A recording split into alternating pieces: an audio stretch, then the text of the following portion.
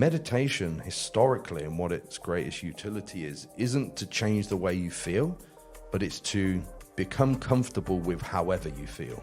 High volume and low volume, they've always existed. People have always done both. And you know what? They've always ended up in the same place. I had a panic attack in the gym last year, and it was, we're talking about afterwards, and I was incredibly stressed at work, travel, lack of sleep. This might not go down well, but this is my experience. I firmly believe that at least a significant proportion of people that believe they have chronic illness actually have an anxiety disorder. I'm not going to die when I get up there. And what's the worst? What is the worst that can happen? That's what I like to do. I said to this Joe before, I was like, if you ever get nervous, think what's the worst that's going to possibly happen? There's no drug on the planet that can cause anxiety. It's your interpretation of the neurotransmitter shift that occurs reminds the amygdala of a previous state of fear. Just crack a smile, big fucking cheesy grin, and I guarantee instantly you feel better. Yeah, you can't actually laugh without activating parasympathetic. You can't feel, but you instantly feel better. Like when someone says like, oh yeah, I just want to be at peace, I think what they actually mean is like, I just want to be super calm and happy all the time, which is nonsense. That life doesn't exist. Bodybuilders on Instagram go, gym's my therapy, bro. Yeah. You actually need help. Yo guys, welcome back to another episode of the Doghouse Chats. We're back in the Doghouse. We were up at Strom on the last episode, but we're back. We've actually bit of a new podcast setup, as you can see. Flat pack table, can't see the wires. I don't think they can see the table either, to be fair. But Well, there is a table there. With some strong which supplements on. I made We it. haven't finished. I've still got no background. Yeah, no, we haven't. It's a work in progress. We're going to have the back all black and stuff, just up-regulating the... Upgrading. regulating. Upregulating. Fuck. Okay, We'll making be Jake back in black. Anyway, before we go any further, I wanted to draw your attention to a supplement that me and Matt yammer on about all the time. Funnily enough, we were talking about this very supplement this morning before Jazz told me that I need to mention this. To be honest, a staple that I think every human being would benefit from taking from. Would benefit from taking? What's the correct English? Now available in cherry flavour. Muchos delicious. I will recommend a dry, like this is going to sound pretty out there. Dry scooping it actually tastes phenomenal. I do that. Sherbet. It tastes phenomenal. Yeah. That and MSM, if you're going to dry scoop anything, those ones. If you like a bit of a sour dib-dab type flavour, that is the one. Yeah, I take mine like pre-bed, but I try not to drink too much. Exactly the so same. I just drop it in Exactly my the mouth. same, yeah. Anyway, so everybody that saw the Doghouse chat one before the last, when we were here, the last one we did here, we were talking loads about the nervous system and nervous system regulation and the benefits of self-regulated breathing and stuff like that, and got a really good response, a lot of interaction on that one. So I wanted to bring some further nuance into or a bit of a deep dive into the more, we'll say, complexities of that and things where it can go wrong, because I think there's a problem with the phrase nervous system dysregulation.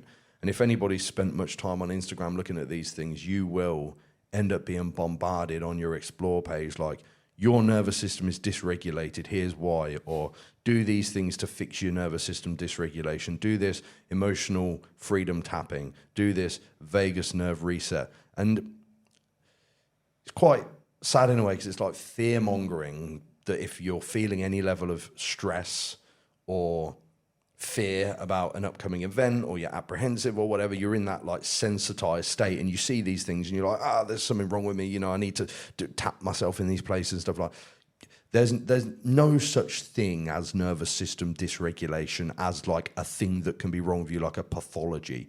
Your autonomic nervous system just mobilizes between sympathetic and parasympathetic, and it does that autonomically, hence autonomic nervous system. There's a thing called neuroception that happens. This is why we can never actually objectively detail the specific moment in time that our nervous system switches. You know, you're not going to be like, I'm parasympathetic now. I was so sympathetic before. You know, we won't notice it because it happens autonomically. So the point that I wanted to press here is that, and this is probably my fault for not being clear about this originally, is that all of the things that we spoke about, whether spending time in a sauna or doing meditation or self-regulated breathing practices. These things are awesome for stress reduction, and they work. They do push up parasympathetic tone. Yes, they do activate the vagus nerve. Yes, they will probably make you feel better after doing them. So doing them as a stress relief tool is fantastic. But what you don't want to do is try to force mobilization of the nervous system to avoid feeling a certain way or to chase even changing the way that you feel. That's quite a dangerous road to go down when it comes to the specific neural patterns that you will ingrain when it comes to how your amygdala or threat response detection system reacts to the thing that you're trying to run away from. So what do we do then, if someone's probably asking that, is if anybody's read a lot of exposure response prevention therapy stuff or cognitive behavioral therapy stuff or acceptance and commitment therapy stuff, the way to drive the neuroplastic changes that you want over time, which is, if I could put this into an example, let's say that I was like really, let's break it down into two separate ones then. Sorry, I'm rambling a bit here. But let's have apprehension of an event and actually doing an event. So let's use this podcast, right? Let's say yesterday I was really nervous to do this podcast. I wasn't. But I've been very nervous to do podcasts before though, like the RP podcast, like the Dave Tate podcast. And I wish I knew then what I know now.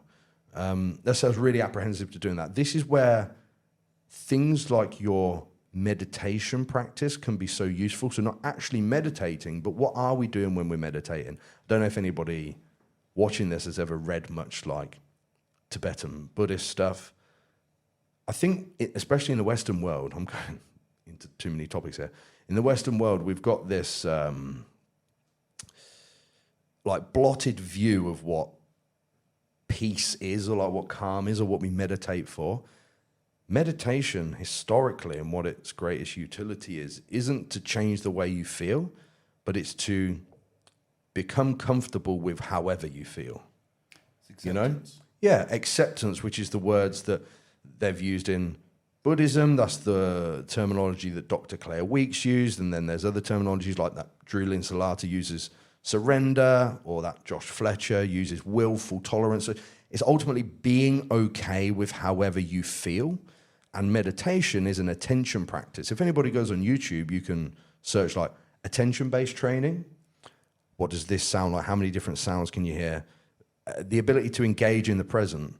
Because apprehension is quite an interesting thing, isn't it? Because it's a sympathetic response from something that doesn't even exist because it's a thought. Like you can think something and it can scare you, or it might not scare you, but it will at least release some adrenaline trigger response. Or some cortisol. Yeah, it will trigger amygdala activation. So what do you actually do in that time? Well, if you train your attention muscle, you can then look outside of that triggered thought and re-engage in whatever you're doing, which is something that in a lot of the Buddhist books I've read, they return to the breath, for example. My brain gets full of all this stuff. I'm cycling with this anxiety and then panicking. Well, if you can be okay with that and accept the way you feel and just gently guide your attention elsewhere, that's what you do. You don't whip out Headspace. You don't whip out Insight Timer. You don't try to regulate your breath. Breathing's an interesting one because people, you know, when they're anxious, get like shallow breath. I've got something else I'd like to say about the breath with regard to physique athletes, but you literally can't not breathe. Even if you tried, you would pass out and then just start breathing again. You know, it's such a strong autonomic function. But anyway, I just don't want people to, at our hand, ingrain behaviors that reinforce, because this is what happens.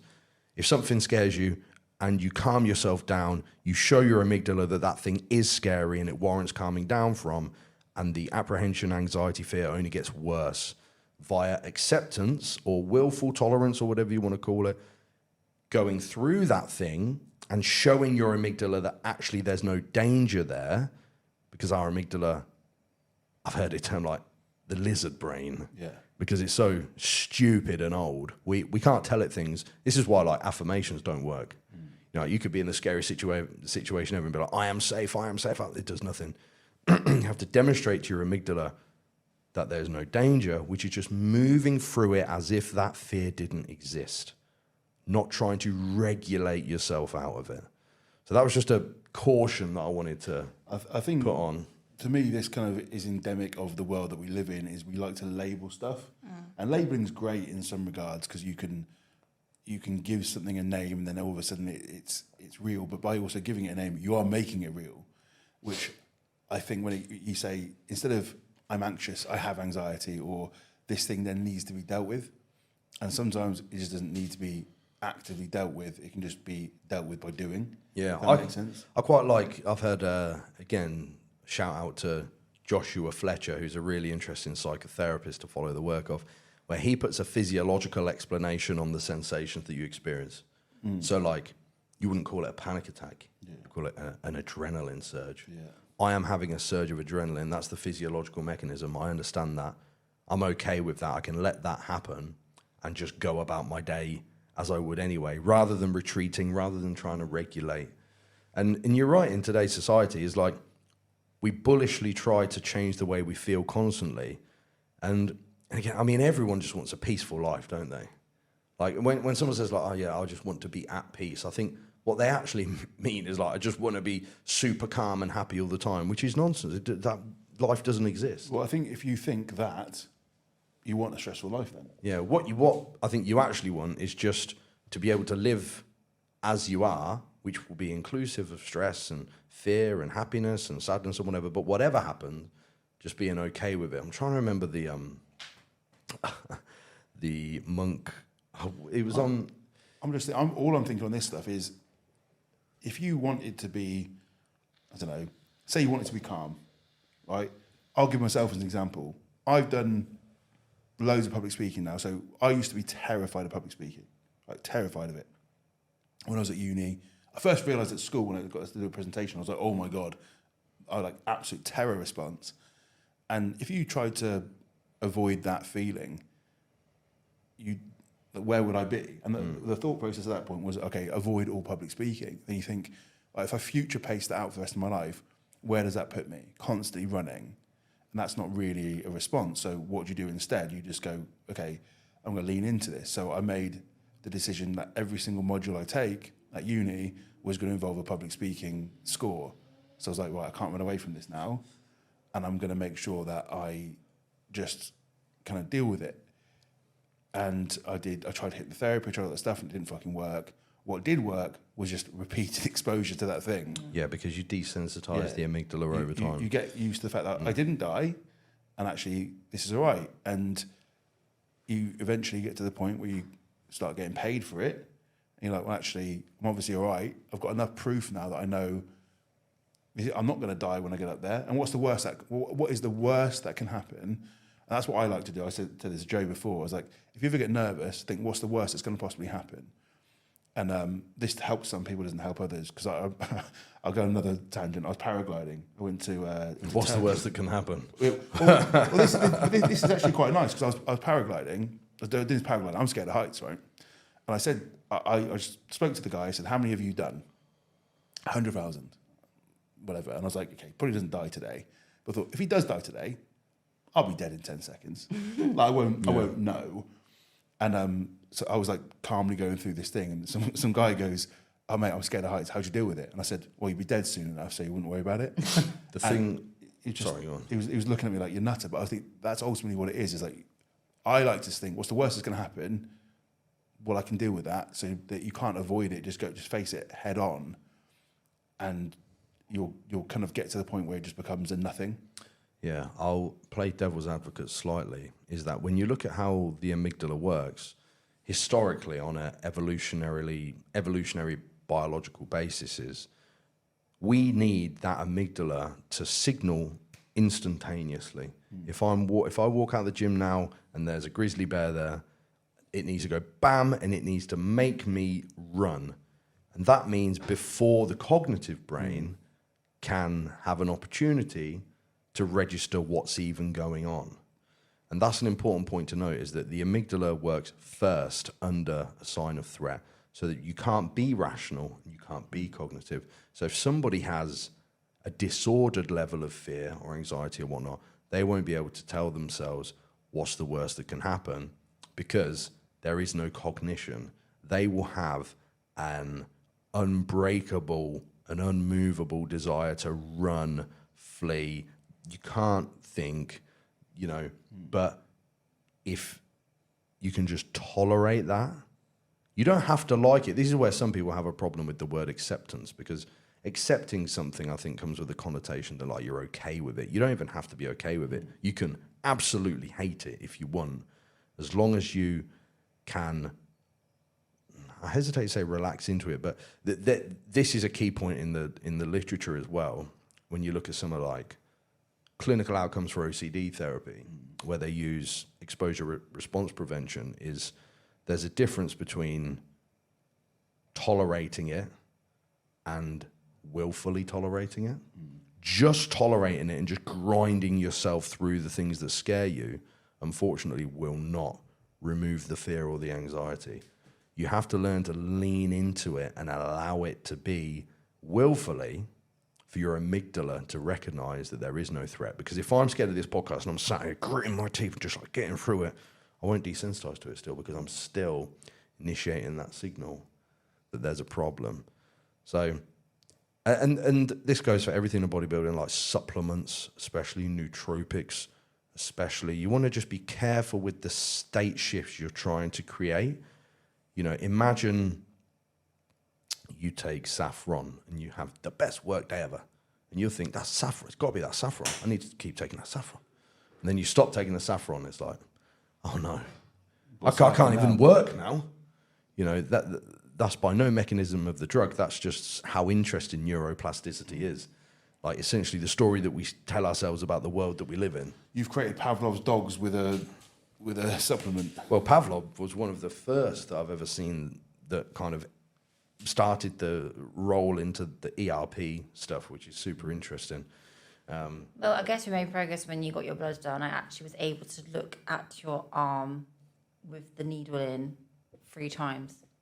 Yeah, because Jazz has got a fear of needles. You missed a corker last time. I don't like it either, but I have to sort of get used to it. But yeah, I was able to actually look at Joe. But when I first met Joe, I'm not kidding you, when he used to like start injecting, I'd be like, right, I had to literally go downstairs. He'd have to put all the stuff away. Like, that's how bad it was. So it is that exposure thing. For me, it's going into there.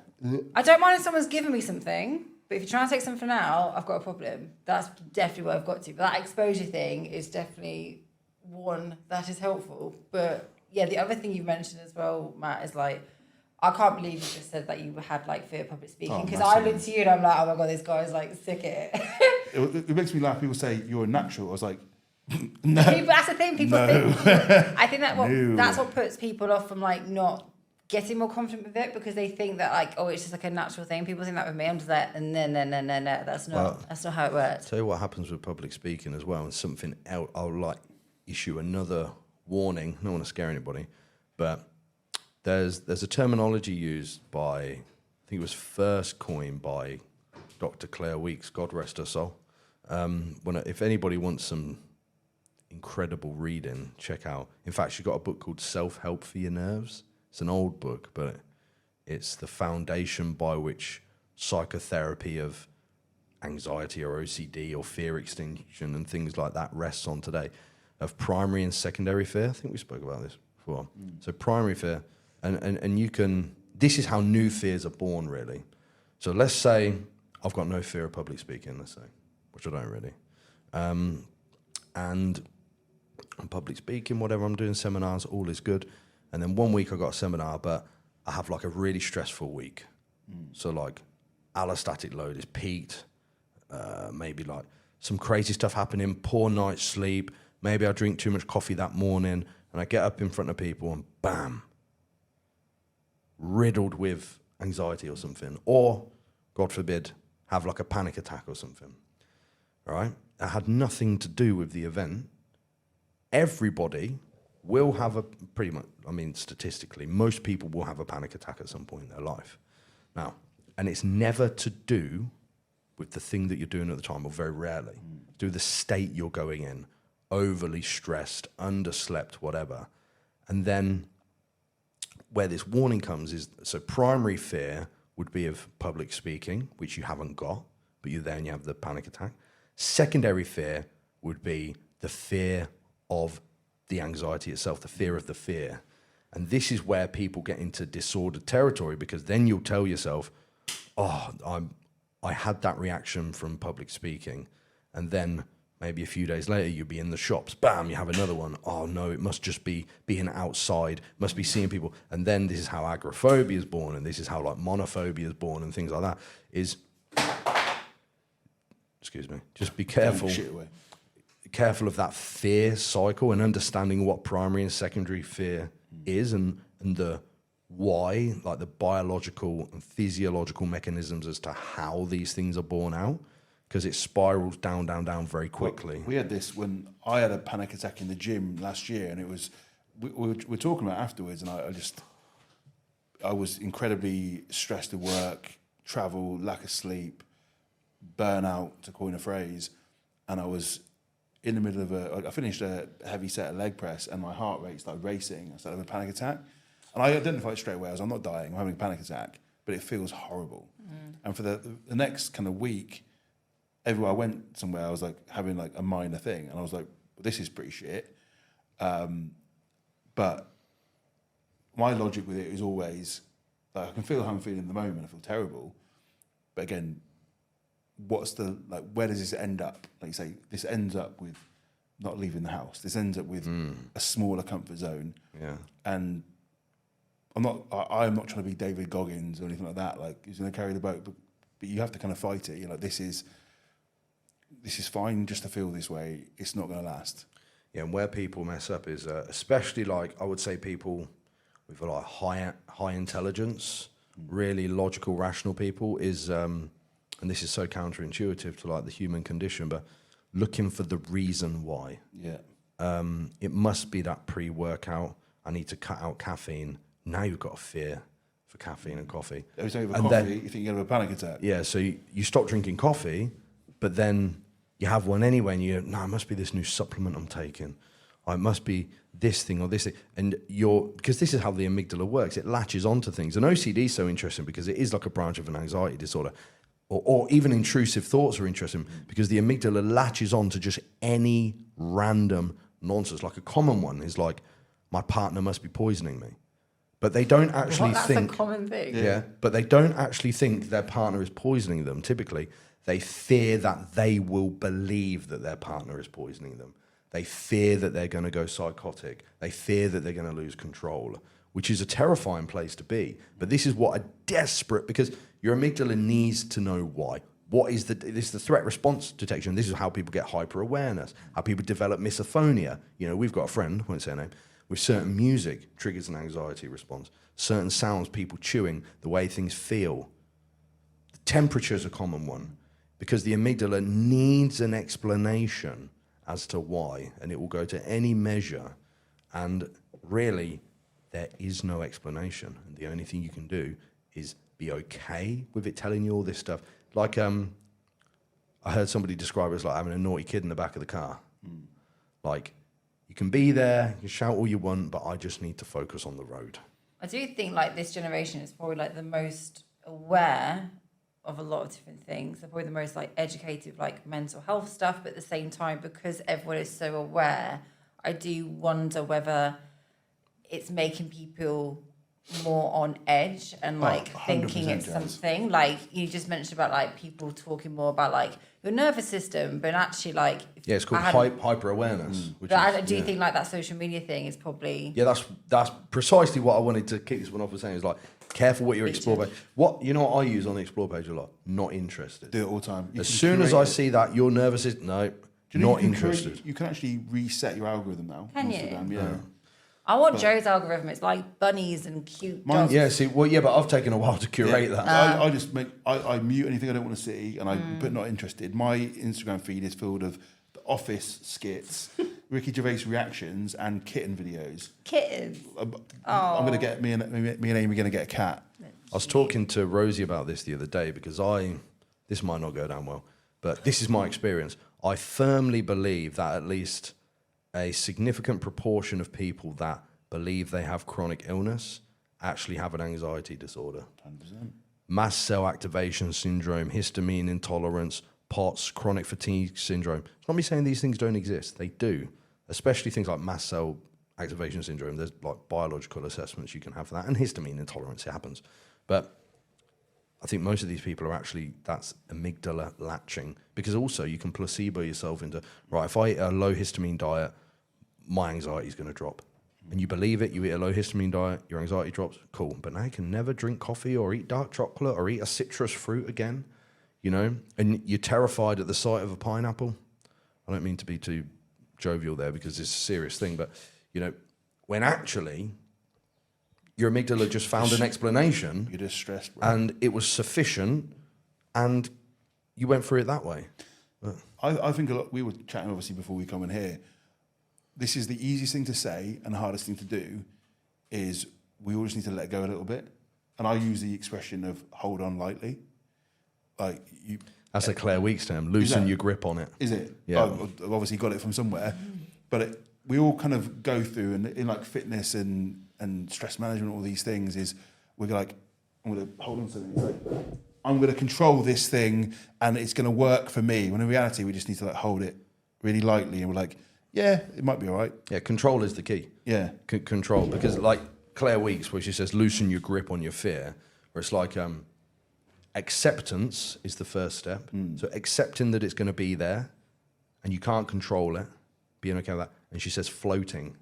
So floating is basically living as you normally would, even though you feel that way. You can just float through it. This is so true, because I think you were saying, Jazz, that everyone has got this kind of self-diagnosis of themselves. And I'm a big fan of like understanding your internal state, what's brought you to where you are right now. So if you've gone through therapy or self-guided therapy, whatever you want to do, like you understand that you've got triggers and stuff that have brought you to who you are right now. But there's also, that doesn't necessarily mean that you need to do anything about it. Just be aware, but you can kind of float, like say, float through that. Like you're going to go through life regardless. So if you imagine you've got like a stream that's carrying you through your life, you're just on a dinghy, like lying on there, little rubber ring that's just going to carry you through. You don't need to try and grip on tighter because you're not going to get any quicker. And this applies to so many things. Like people trying to get this, you could say with anxiety or stress, trying to hold on too tight, you're only going to make it worse. Training, trying to like be too optimized. You can all, everyone can probably relate to this. Sleep. You try and, I'm going to really make sure my sleep's optimized. Guess what happens? You sleep worse. It's exactly the same with this. It's like you're gonna stress about something way too much. Obviously, different concept, but same concept. Yeah, and if you are someone that struggles with like hyper awareness, don't start collecting data on things like your sleep, because it's another That's why I don't bother with compulsion. it. I don't read mine. No. It's another, because I am, like, I'm talking from experience. I am somebody that's hyper aware, and you know, someone or more people might be watching this thinking it's easy for them three to say. You know, everyone has their struggles, but you know, if someone's watching this with like an anxiety disorder or OCD, like, we're not psychotherapists. I've done as much obsessive research into it as I can, but there's a few things. There's no other option that has reached clinical relevance on quote unquote recovery. And I use the word recovery lightly because I think people think recovery would be remission, would be not feeling this thing anymore, which isn't. It's how you tolerate feeling the thing. It's what, in fact, no, it's what your reaction is when the thing presents itself. Whether you panic and run, fight, flight, freeze, fawn, or can you tolerate it and still go through it? And over time, that muscle grows. And sorry, was you going to say something? Because I don't know. Yeah, like that. I love Matt's thing of like holding lightly, because I always feel like I'm a bit of a hippie the more I'm in this industry now, because I see people really latching and holding on so tightly onto stuff, and they don't realize that is actually the thing that is making them not lose as much weight as they want to, or as efficiently, or like it's a lot of it comes back down to like that parasympathetic, like nervous system stuff.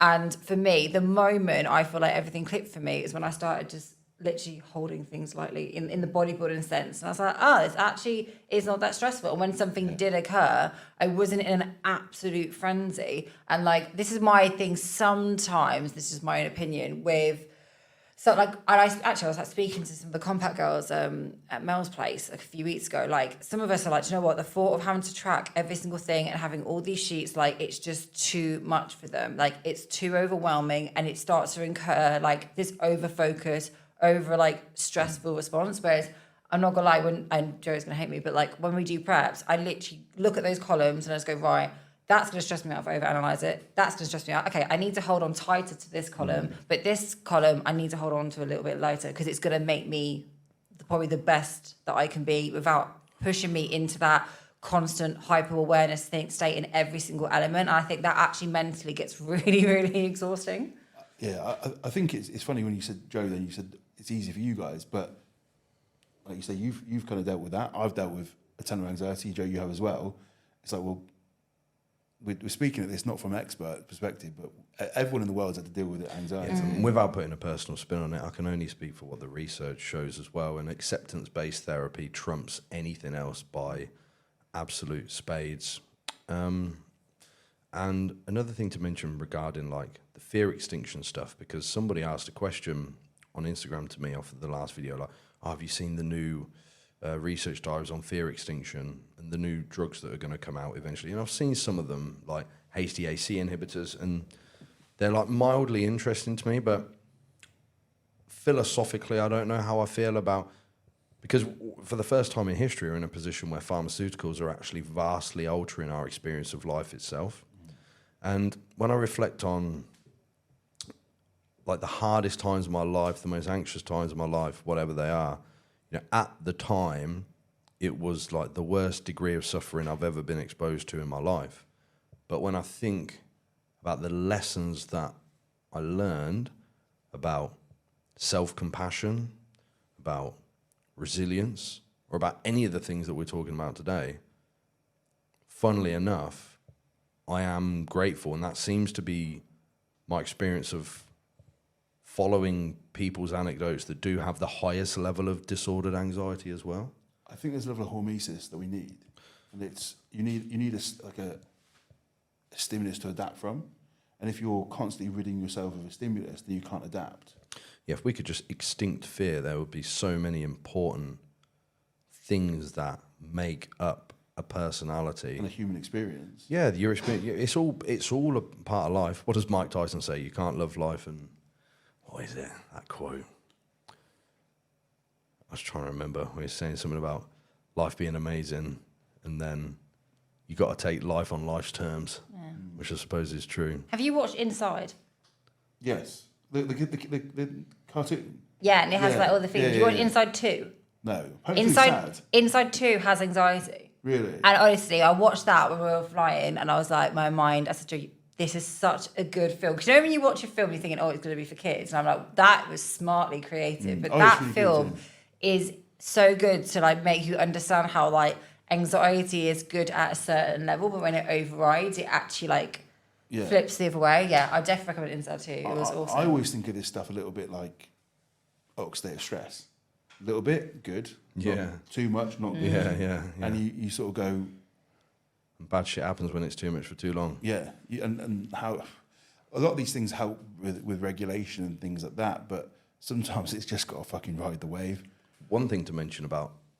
This is a super weird topic, but it's something that popped into my head, was a lot of people that are dealing with a lot of stress and whatnot, they're very tense. Again, I'll reference Claire Weeks. It says, like, disordered anxiety occurs when your nerves are tired, which I think is sort of true, you know, when you're too tense and too stressed for too long. And we have this habit of like shoulders and tense in our stomach and whatnot. And in the bodybuilding world, everyone, there's a lot of vacuum practice going on.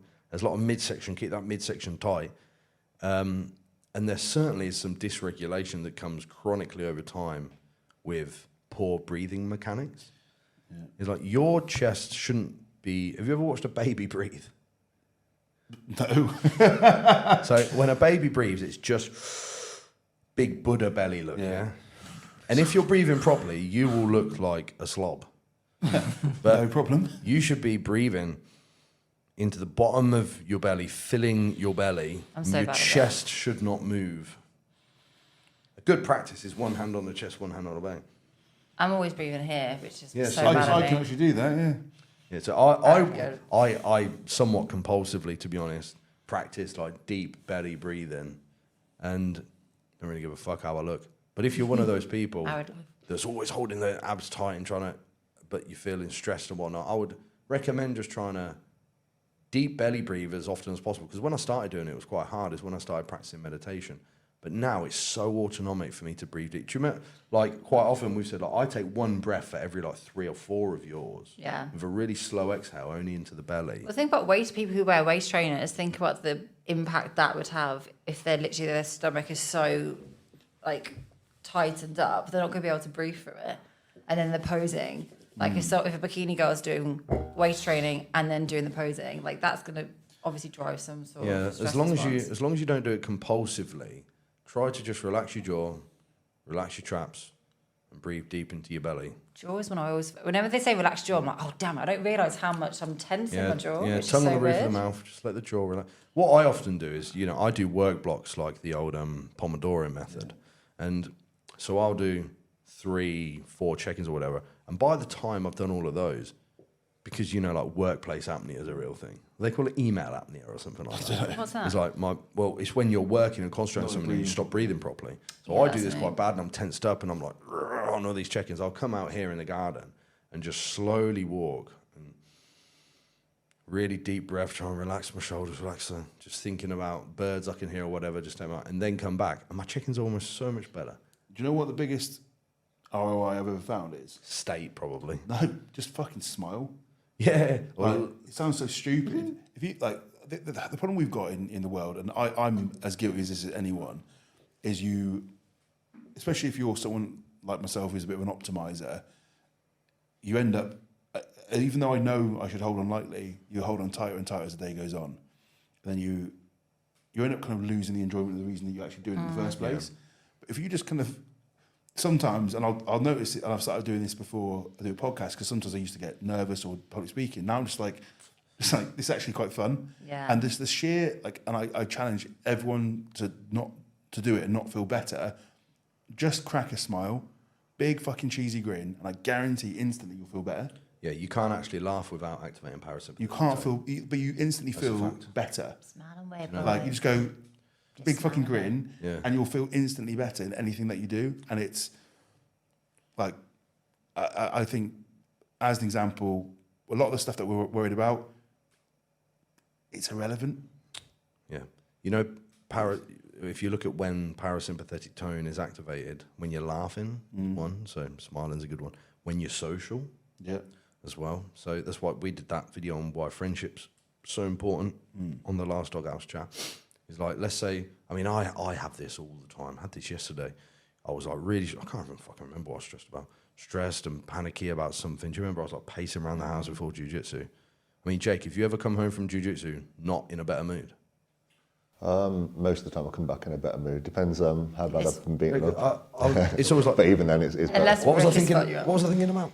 You know what I mean? What that nonsense? No, do you know what the thing's for you? It's when you're having to wait for like half an hour. Yeah, I'm looking at my watch. And I'm like, there's dishes you could definitely do, babe. I But like can't do generally, that. like Can't do some people, some people get that though. Like when they actually have like a spare moment, it's when it really starts to like hit them properly. Well, They're like, whoa. it's an interesting fact. Sorry, I'm getting my feet on the I camera. made that coffee too. Grounding, baby. These feet are probably filthy because I have been walking around the grass earlier. You mentioned an interesting point because we were talking about exposure. And someone watching this is probably thinking, well, yeah, if you're shit scared of public speaking, or fuck it, we go lighter than that, you're scared of driving, that's a really common one. Yeah, it's obvious. You just need to. I need another segue. Sorry, I bounced all over here. If you want to try to expose yourself to things, again, we're not psychotherapists, but the literature shows success with both graded or what is called flooded or flooding exposure. So, like, if you're scared of public speaking, a flooding exposure would be to get up in front of 1 million people and force yourself to speak. Well, Because it'd be the most terrifying thing ever. I went to Toastmasters. I don't know what that is. That's a public speaking thing where you basically teach that you become better at public speaking. Yeah, so that would be a graded Yeah. exposure. Yeah. So graded would be slowly doing the thing. Anyway, but I've never been scared of anything, but I've been anxious when left in my own thoughts. So what would your exposure be then? It would Do be the dishes. no. It would be not. It would be the opposite of that. Sit there. Don't distract yourself. Yeah. Don't do the dishes. Yeah, Sit because with it. distraction's great. Anything is better than rumination, right? You don't want, because rumination is how anxiety is born in your own head. But allowing yourself, let's say there's a specific thought that causes you anxiety. Force yourself to think about it and then guide your attention elsewhere. And then force yourself to think about it and then guide your attention elsewhere. What's that quote? It's like, most of the world's problems will be solved if a man could sit in a room on his own, like, with his own thoughts. Have you seen those meditations? I've been looking at it for ages, but I don't think I can get that much time off. But like, you can do 10-day meditations without a phone. Yeah, nothing. it's almost like a silent retreat. I'm like, that just sounds mental. But everyone I've spoken to who's done it has been like, it is insane. It's how you do it though, isn't it? Can you go and do that and be at peace with whatever is happening? Not just sitting there. I like just being sat with my own thoughts sometimes, because it's like, you've got to face, I call it looking into the mirror. Like, you're just like, these things that worry me, I've now got to sit with. Can you sit and not be with your thoughts though? Because that's the attention based. Yeah, I don't have an internal narrative. Like, I've only realised this was a thing the other day. I haven't got a little like accompanying voice in my own head. It's all blank up there. So people sometimes people say to, I'm gonna go. The lights are on, but no one's not joking. But people go like what are you thinking about? And I'm like, nothing. Yeah, like, that's it's just like interesting. nothing there when I don't want it to be, which is a weird thing. But I tell you what, this is a complete tangent for people. This is where my brain thinks. Sometimes I'll be sitting there and I'll just be doing this, just kind of like phased out. I'll be looking at the black on the wall and thinking that's a nice black or something like that, right? And I'll be just like nothing in there. And someone goes, "What's wrong?" I'm like, "Nothing." Oh, you do that to me all the time. So and it made me think, this is such a weird tangent. There's a lot of things that you'll do in life that the smallest change, it becomes normal. So, for example, if I just went like that and did the same thing, everyone's like, "He's just chilling out, isn't he?" Yeah. But they wouldn't think any different. Or if, say you're sat in the garden on a chair, no one pays any mind, stood there, people like, what the fuck's this guy doing? Yeah, that's true. The smallest little change of thing. That's very Have you true. seen The Last Samurai? Yeah, amazing film. You know where he's learning the sword fighting, the katana fighting, and the guy says like, "No mind, less Yeah. mind." So there's a samurai phrase called mushin, which means no mind, to be of no mind. And if you can reach the state of no mind, I think with what we call the flow state these days, but to be You're there, to man. be able to I sit. I've just got nothing going on. If you can Sometimes just got nothing going on. Yeah, see, this is something I'm working on, but that's like that attention-based stuff is so difficult. And also, meditation is becoming a lot more popular, with apps, but those apps are full of guided meditations, which is something that you should graduate from. I think they're a fine introduction, but that's not the way to meditate, as in training your attention muscle to be somewhere or not be there. Listening to a voice that's telling you to take deep breaths and you're following this thing, you've just got your attention on what you've got in your ears. Can you actually meditate as in sit and be with what is and observe what is in absence of an external thing distracting you? And that's something to graduate to over time. There you go. Mind blown on that one, yeah. Okay. I'm not thinking of anything right now, so it's fine. Focusing So on maybe there's like some practical implications in here for people to, even if you're someone that like has to have an L-theanine with your coffee every day, like that's a great thing. It's a great supplement. I do it. But if you feel any kind of nervousness about not doing it, it would be a good challenge for you to try and do that and continue on. Or if you cut out coffee because you think it makes you jittery or whatever. Coffee's quite an interesting one, because this is like, people say like coffee can cause anxiety or anything can cause anxiety. Is actually there's no drug on the planet that can cause anxiety. It's your interpretation of the neurotransmitter shift that occurs reminds the amygdala of a previous state of fear. Yeah, it's so interesting. So it's the interpretation, and the only way through that, obviously, again, is to put yourself in that state and to act as if you were not in that state. The talking about anxiety, I've told the story about caffeine overdose multiple times, and that was probably one of the most anxious times I've ever been. And the only way I kind of got through it was like, if I die, I die. And it was like that it sounds really like I wasn't trying to be brave or anything when I was doing it, but it was like that's the only way I can get through. Is like, Right. crash. You have to relinquish control, but I'm probably like I could die here. The fear of losing control is probably the most common anxiety, panic attack symptom. How much did that woman take in caffeine in Northampton and die? Can you remember? Oh, yeah, you must have heard that.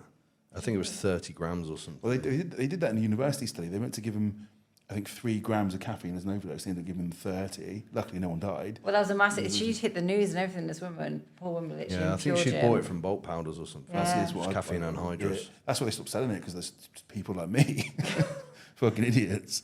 It's funny when you look at how those brain state shifts impact what happens to neurotransmitter reactions to things as well. It's like, let's say, and this is absent from tolerance. Like, let's say I'd not drank caffeine for ages and I was really worried about it, and I drank a coffee with 10 grams of coffee, right? So what, like 100 milligram caffeine typically in like a pour over or something?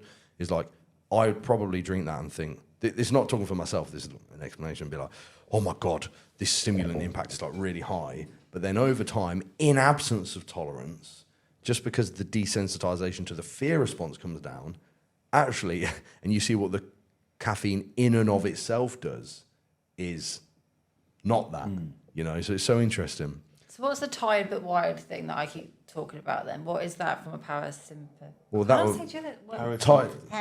tired but wired would just be where you're physiologically very tired, but stress hormones like cortisol and adrenaline are high. So neurologically, there's sympathetic activation or amygdala activation, but physiologically, you're mega tired. Not a good place to be. Yeah, another one. It's like if you went and trained jiu-jitsu for 2 hours, you might think, and this is another mistake people make, I'm just going to tire myself out so I don't feel this anymore. It doesn't work. That makes me think when people say the gym is therapy. No, it's not. I suppose it is if you're scared of the gym. And actually, I'm going to play devil's advocate again.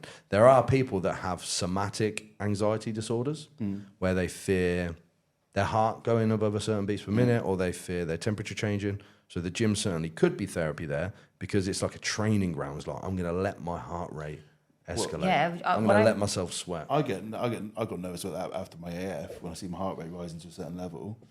But then you just like, again, I used to sit there when it was going, and you feel yourself panicky, and I go, well, if I die, I'm going to die here, aren't I? That's not most people's experience, though. Most people will have a serious fear. Most people can't say, if I die, I die. They'll be like, I don't want to die. Yeah. But I'm like, I always like to think, what's the end of the road here? Yeah, but that rationality most people won't have, is what I'm saying. Well, I definitely think the gym as therapy thing was like big for me. Like me going, I remember I started really trying to go to the gym at uni, and there was like this exercise for less thing in Nottingham. You probably remember it, Matt. Yeah. But like I saw like the weight lifting areas, like the male area, and I had mad anxiety about stepping into that space.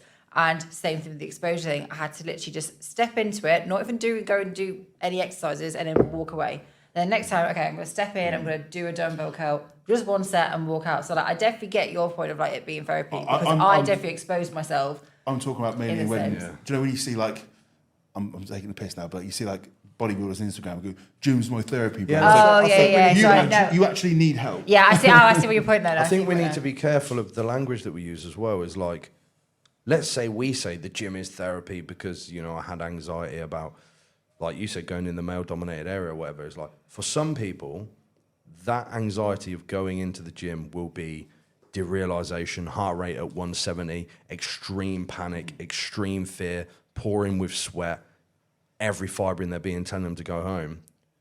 The colloquial use of the word anxiety isn't the same as it is for these individuals, you know?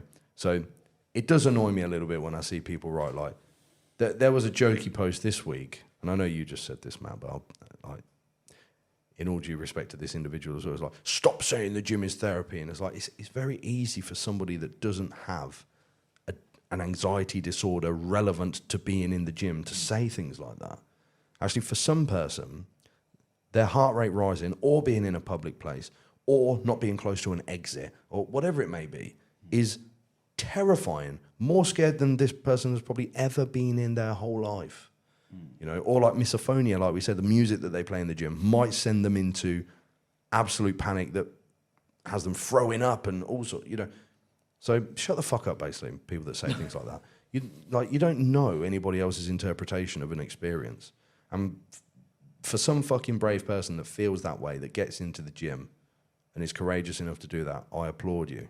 And ignore bodybuilders that talk that absolute fucking rubbish. Yeah, but then for them it might be fair. I don't know. I feel like I feel like in some respects, like everyone's anxiety. I feel like sometimes people are trying to like rank it as if like mine's worse than yours, or like. But some people's are. You're like, yeah, like I know. This person I'm talking about, and then they're going to read, "Oh, the gym is not therapy." You think, what the fuck, man? I think there's right and wrong in everything. You know, it's everyone experiences anxiety in their life. Some people experience terrifying anxiety. Might be, and it can be about anything. For the person that has 10 out of 10 fear about a gym, exposure therapy is going to the gym in a graded manner or whatever. And for a bodybuilder to come on here and one, say the gym is therapy when it's just them going and getting a bit of steam off is nonsense. And on the other side of the equation, where the people say, stop saying the gym is therapy, is also bollocks. Because for some people, it absolutely is. I mean, whoever knew nuance existed, Yeah. Dog. Yeah. Right, That was should we my go on to rage. something this or that? No, something more light-hearted? Or... Well, I was just chatting before, this purely just because it was of an interest to me, was we obviously not talked about training for a while, and it was just a thing I'm seeing I don't know if a trend of is the right word, but in my experience and something I've definitely enjoyed doing more is I'm always conscious when I say high and low volume because it has connotations to camps and things like that. But we've seen this probably period of time where we've maybe had a high volume shift, a lot of data in that. I've definitely seen a lot of my busier clients, coaches' clients, just be able to get a lot more out of what we would consider the lower end of volume and make fantastic progress. And certainly speaking to Chester Soko, he's like a very low volume advocate. Are you seeing this as well, Joe? Where you potentially, I think a lot. When I say high and low, I'll quantify this: 4 to 8 sets of a body part across the course of a week, and still making a lot of growth gains. Given the fact that we need to look at the sum total of stresses in someone's life, and are they able to not only just recover, but recover and adapt? And I think when people are doing too much higher volume above that number, we're not actually doing anything other than just recovering from the previous session rather than actually causing adaptation. Yeah, I think it's weird when you've been in this like industry, quote unquote, for a longer time. Like also celebrations. Congratulations, Matt. Oh, thank you. 3 years doing this thing. Actually, multiple decades. He's now going to do this. I've been coaching for quite a long time, but actually full-time self-employed coach 3 years. Yeah, so I've been coaching competitors for over a decade now. Which is mental. And it's interesting to watch how things just whoosh, come round. It's a pendulum. And like recently, I keep getting linked to things from that, what's his name? Paul something. What's his Carter. name? Paul Carter, yeah. And, you know, his crew. And it's like this... What do you think of this new approach of doing It's not new. like 2 sets twice a week or 1 set 3 times a week or whatever? And you're like, what? It's like flares. I remember in the 70s. back when I started and it was dog crap. I was literally to say dog Yeah? crap. And like I 6 was sets a doing week or something. DC. And it was 1 rest pause set per body part every 5 days. And then I did fortitude training, which was training everything 3 days a week. And I always did tier 1, which was like 1 to 2 sets per body part every session. So max 6 sets per body part per week. You're talking sort of 3 to 6 sets per body part per week. But then I saw the things like, you remember Lane Norton's fat? Yeah, fat training, yeah. Yeah, that came in and that was some super high volume. And, you know, high volume and low volume, they've always existed. People have always done both. And you know what? They've always ended up in the same place. I mean, I'll be frank with a comparison here as well. Look at the best natural bodybuilders today and look at the best natural bodybuilders 50 years ago. They look the same. So... science is great. I love science. Obviously, I'm super evidence-based. But I just don't think there's going to be anything new in training that's going to help us really understand. No. And ultimately, it always comes down to just find a volume that allows you to progressively overload for the longest duration of time and do that. Speaking generally, it's usually less than what most people think. Most of my clients are in the 4 to 8 at a max sets per body part per week range. Many of them in the 2 to 4 sets per body part per week. I don't see many people that can do more than that. seems that there are, though. You know, I saw a post from Milo yesterday, like chunk volume doesn't exist or something, and again doing that dose response thing. But I think that's nonsense, to be honest. I think it's hard to. First thing with chunk volume, how do you quantify that? Like, you can look at muscle protein synthesis, but we just had a chat beforehand. Muscle protein synthesis can go up, but muscle protein breakdown can be higher, so you're just recovering. Even if there is a fractional return on investment, like, God, even the most serious bodybuilder doesn't want to, you know, let's say you're getting like 90% of your hypertrophy potential with 2 sets. Like, do you want to have to do 6 more to get the same outcome? No. And things you can never quantify this stuff, and it becomes, like we were saying about hold on loosely. It's like, let's just say you can either spend 30 minutes in the gym and make 90% of progress, or 2 hours in the gym and make 95% of progress. What would you rather do? Yeah.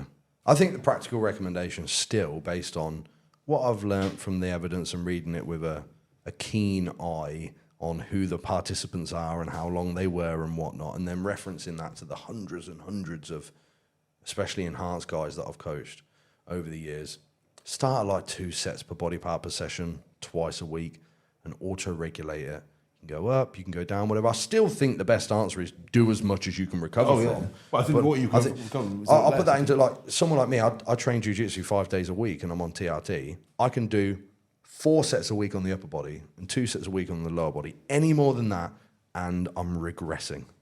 I think I heard Borger, and Borg Fagerly, how you want to say his name. What's happened to him, by the way? He seems to have fallen off the face of the earth. I don't know.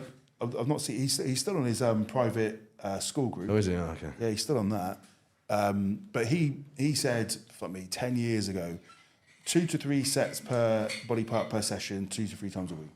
Yeah. And I was like, at the time, I was like, that's all you need to know. At the time, I was like, bullshit. And then as I've spent more time coaching, more time doing it, I'm like, yeah. I think sometimes ignorance is bliss, to be fair. I'm like, I don't know. I obviously have Joe to sort things out for me. But it's one of those things I used to obsess more about, and more I've just experienced. There's something really nice going in and going, I'm going to do 4 exercises today, have a long rest period, and I'm actually making more progress than I had before. And speaking anecdotally, the less I've held on to this stuff, I'm doing less volume, less drugs, less stress, and I personally like the way I looked more than I've ever looked in my life. Oh, I look the worst I've ever looked, but that's jiu-jitsu's fault. Yeah, that's there's like a metacognitive conversation to be had here regarding ruminating on training modalities as well, I'm sure. Yeah. Oh, probably. Like, the more time you ruminate on if you are or aren't doing it right, and the impact that's going to have on your nervous system for the recoverability of what you are doing, that's a very metacognitive conversation. Oh, yeah. But I think it's still worth considering. I mean, you ever seen them old videos of Ronnie where it looks like he doesn't even know what he's doing? Yeah. Oh, he's cooking his meal and he's just like, sort of eating it. He's like, chill. just training, doing whatever. I'm sure he never logbook shit. And he's just chilling. He's not the best example. He's got the best genetics we've ever seen. But, the more you can just be okay with whatever you're doing and not stress about it. Because especially young guys, man, we both see this so much. And I was that guy, yeah. Like, obsessing about the exact amount of volume is like, you're going to end up in the same place anyway. Let's say we find out that mega high volume is perfect for hypertrophy. And that ultimately what that means is you get there a small percentage of time quicker. You're still going to end up in the same place. And that's if that's true. It's probably not. I don't think they would have been. If I just spent 10 years training, would anything I've done got me? Well, I've been training for 20 plus years. Would anything have got me there quicker? No. And that is a good thing. Like, that's fine. I know it's one of I think it's also one of those things you need to kind of maybe realize yourself. But I'm probably enjoying my training more now than ever, when it's just like, I actually have to do that much in a way, which sounds like a cop-out, but... Oh, man, I'm in here literally half an hour. Do you know what I do now? I purposely set myself like a 5-minute rest time and just go and dick about in the garden with the dogs. So I'm like, oh, shit. Most of my sessions are 6 sets. Yeah, but I train and then I go to jiu-jitsu. Fair. So it's like, there's not a lot you can do. But here's a funny one, actually, if anybody wants comparison. I am at peak strength right now. I'm stronger than I was running 2 grams of anabolics previously and 50 pounds heavier now on TRT for, like a year and a half, and doing... there's not been a single week that I've done more than 4 sets on a body part for a year and a half. Most weeks 2 or 3. And I'm stronger. When you're 50 pounds heavier. I'm stronger now. Than when he was. Because I've continued to progressively overload through that time. You know, so clearly, if progressive overload happens, you can be pretty sure that it's not just neural adaptations. I'm in my tiny gym. I've only got a few. I've done the same movements the whole time. The one caveat I say to that, and this is where people go, progressive overload doesn't work if you're changing your form to get there. Yeah, or exercises. Yes. Because skill acquisition and inertia are a thing. And I haven't just, like, continually if you're decreased your technique to get there, then yes, that is not progressive overload. Yeah, but cool. Well, that's an hour anyway. Happy days. Thanks, Jazz, for joining us. Very philosophical chat. Yeah. We put a bit of training volume bit stuff in the end there just to be... They enjoyed it last time, man. We've gone in depth. I think that's really helpful stuff. If people have never heard that before, like that, when I started learning about all this stuff, I was like, fuck. Yeah. This is life-changing, which is what made me want to continue diving in. And God, this year alone, I've probably put 300 hours on studying psychotherapy. You're still not watching Inside 2, though. No. It's it. I think it's definitely something that's changed my life just going into it. And I'm not saying any of this stuff like, oh, look at me, I did these things. It's more just like, whenever you've got a fear, the only way I've ever thought to get through it was imagine my life if I constantly let this fear run it, like how shit my life's going to be. So it's like, given those two choices, it's like, what's the alternative? So I'm fucking terrified of public speaking. It's going to be shit to go and do all these things. But do I want this fear running my life forever? And that you could replace public speaking with anything. And then you can make a choice. There's nothing special about me that I've done that. It's more just as a binary choice in life, like choose a thing that you want rather than the thing that you're scared of. That's the advice I could ever give on that. So, quick question, Joe. Bit of a random one. So, for me to do, like, just you've been thinking about, like, if you take a supplement, then you're reinforcing whatever. For me to, like, show up on things like this, I have to wash my hair, put my makeup on, dress. No, but like, you're not. Is that it? Because I have the fear of, like, not being presentable. Is that still the same I thing? think we need to be fear specific about what, like, anxiety and fear actually are. I was like, you're saying you wouldn't want to look that way. No, because I would. Yeah, I think you're talking about discomfort. You're not getting dumps of adrenaline when. If you had to throw me in with this and I hadn't done all that, I would have probably felt. But I also think that's not the same. I think that's a routine. I think that's like a pre-match routine. Like I wouldn't ever go into public speaking without the routine I go through every time. Okay. It's not because it's not because I'm going to lose my shit if I don't do it. It's but I know that brings me success and it gets me locked in. Imagine the feeling of like something jumping out at you, or like a horror movie. Yeah, don't watch those. That's not the feeling that you feel when you think, I should do my hair before going on camera. Okay, that's not the same thing. Yeah. Okay. Yeah. No, just one. Cool. But that's a good point because again, we like use these words like fear and anxiety, and when we're talking about something, we're mostly just talking about discomfort or dislike. And like you said before, there's a difference between worrying about something that's going to happen and then in the moment. Like you said, you can't rationalise the two. Yeah, but something jumps out at you, that's in the moment. But beforehand, you can use a bit of rationalisation. You can't control your thoughts, actually. That's an important thing people can learn. Like, if people have intrusive thoughts, it's like, they're going to come and they're going to, like that partner poisoning them thing. Yeah. Like, I looked at you like, partner poisoning them.